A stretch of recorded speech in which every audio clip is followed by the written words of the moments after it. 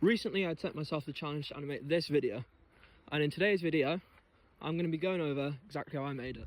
I had created this 3D model using clay to block out and sculpt the basic shape of the portal. Then, after a few weeks in the kiln to bake, I had painted the model using a mix of grey, white and blue to create the overall stony colour. And then, I had used a hard brush with a lighter shade of grey to bring out the edges of the rocks. However though, while painting this, it dropped and broke the model, which I then had to fix using hot glue, and I had then repainted the damaged area. After fixing my model, I was inspired by Mayan ruins and decided to add some moss and grass, which I had gotten from outside and glued down to the model to fix up some of the corners.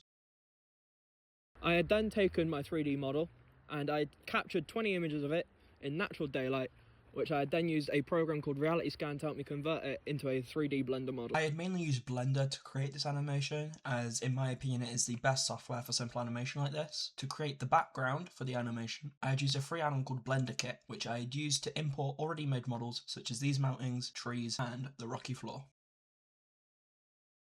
I had then used a free website called BlendSwap, which has allowed me to find an already modelled and already rigged night, which I can then just import into my scene and begin posing.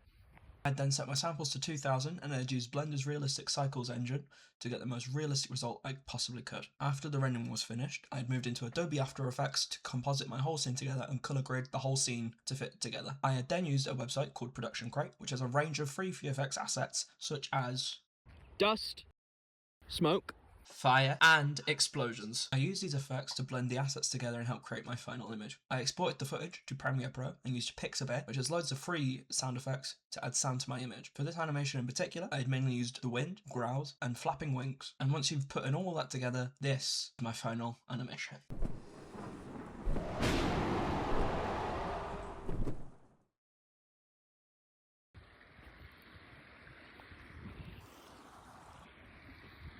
and this was my first attempt at learning VFX. And this was a process I had enjoyed very, very much.